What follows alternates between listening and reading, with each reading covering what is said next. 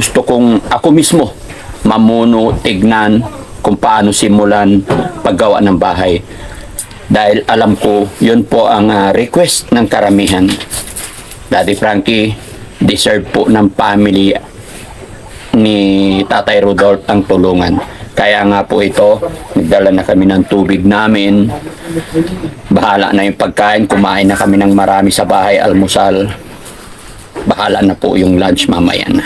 No? Dahil gusto ko, ako mismo mamuno, matignan ko para maayos, maging maganda. Pero nasyak ako. Kasi, Tay, di ba doon nila pag itong mga buhangin, siguro basta napadiran ko to, naayos ko yung flooring, babalikan ko to after 1 month, pagbalik namin dito. So, depende na po yan sa mangyayari, depende na po sa magiging usapan namin ni Puriman.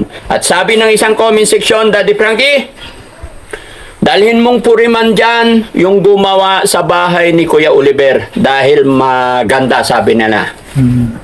Masusunod po. Napapapalakpak na si tatay. Anong pakiramdam mo, tay? Andito na ang materialis ng bahay mo.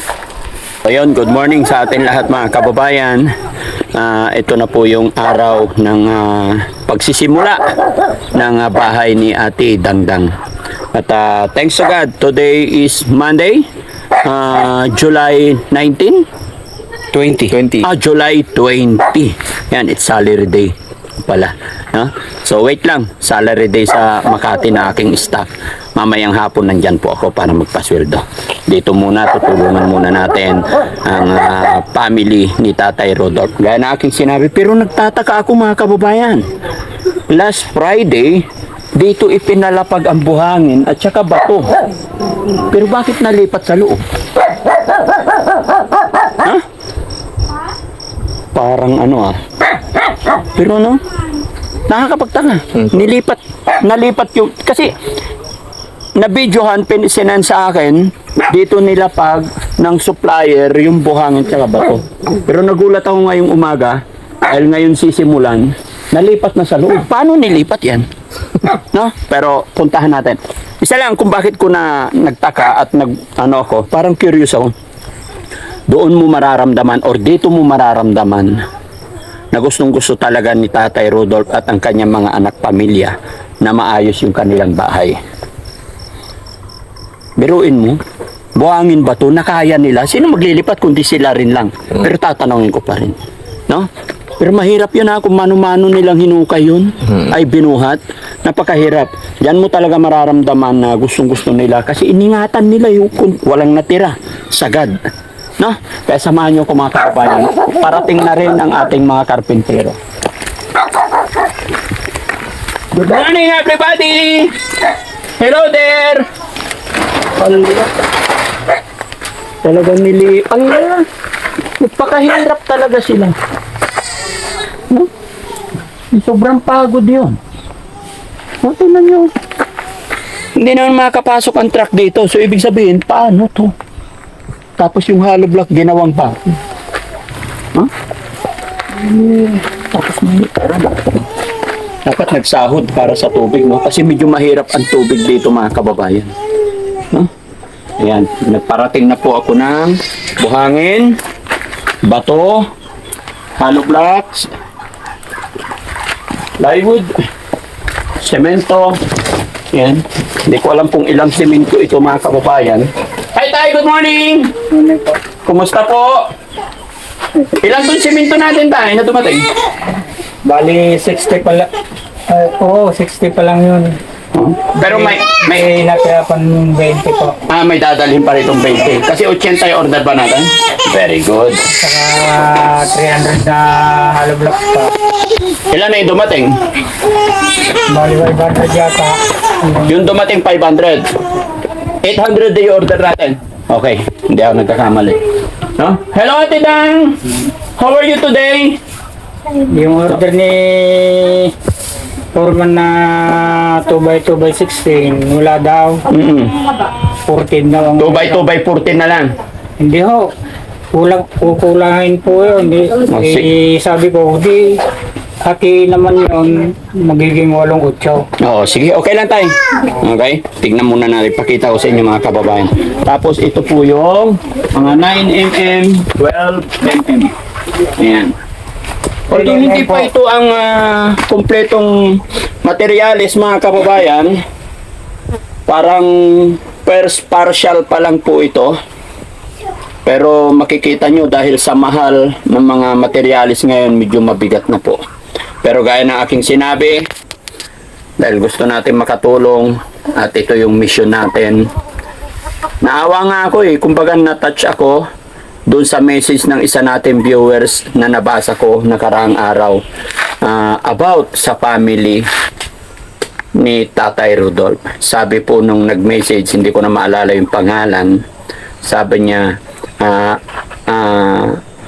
sa edad po ni tatay at sa sitwasyon kalagayan ng pinagdadaanan nila, talagang makikita mo kung gaano kahirap yung pinagdadaanan. Sa bahay pa lang, sitwasyon, at alam din natin yung mga problema pinagdadaanan nila. Sabi ng viewers, hopeless na daw si tatay para makapagpagawa ng maayos-ayos na tirahan.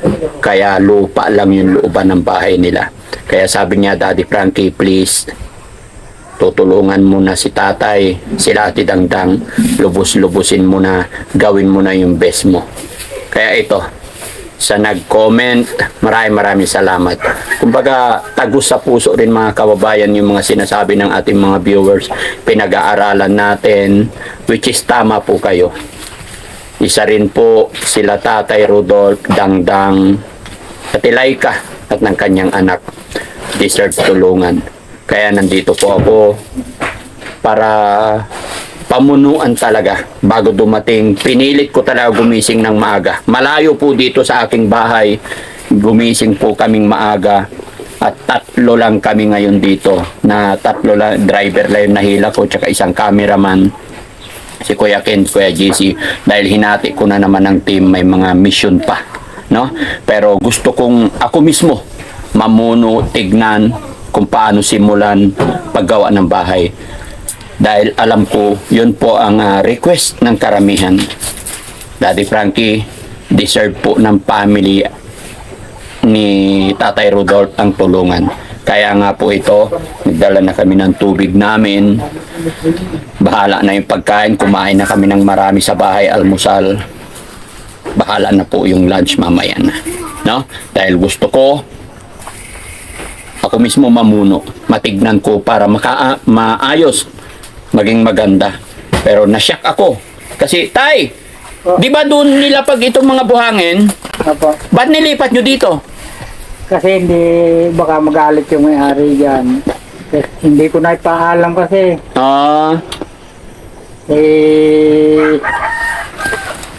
Pero Pero, stricto pa naman yung Panginoon. ay, stricto. Okay lang. Pero alam nyo tayo, maliit na bagay, wag masyadong intindihin yung mga bagay-bagay. Sino naghakot ito?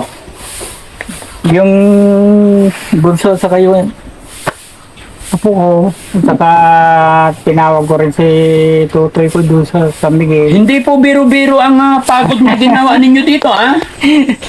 Sumakit nga yung mga ganito. Di ba? Apo, Hindi po biro-biro, kaya sa susunod wag na ha. Kasi instead po na makatulong ako sa inyo, baka magkasakit pa kayo, madagdagan yung problema. Ha? kaya naman daw eh. Oo, pero hindi biro-biro mga kababayan kasi doon nila pag sa labas, tapos nilipat nila rito. Ha? Huwag nyo nang ulitin yun, Tay. Tayo mismo makikipag-usap sa may-ari ng bahay ay lupa kasi wala naman nakatanim. Wala pong masama pag nakipag-usap tayo ng maayos. Na? Alam ko sa may-ari ng bahay, mababait yung mga yan. Basta kausapin lang natin in a good way, in a nice way. Di po? Ayan. So, darating ngayon ng mga karpintero. So, magsisimula sila. Mabilisan lang ang trabaho ng mga karpintero ko tayo kasi sinabi ko, gaya ng sinabi ko, 27, wala na po kami dito. Kaya sana, maayos na sa loob. No? Okay. So, naka-ready na po kayo? Opo, okay. Yun. So mga kababayan, mga kabarangay, maraming salamat una sa ating Diyos Ama kasi another mission na naman ng Team Daddy Frankie. another mission natin. Kasama po kayo mga kababayan dahil hindi ko po ito magagawa kung wala kayo. Kaya sana hindi kayo mawawala hanggang sa dulo. Samahan niyo po kami kung paano natin gagawin itong bahay ni Tatay Rodolph.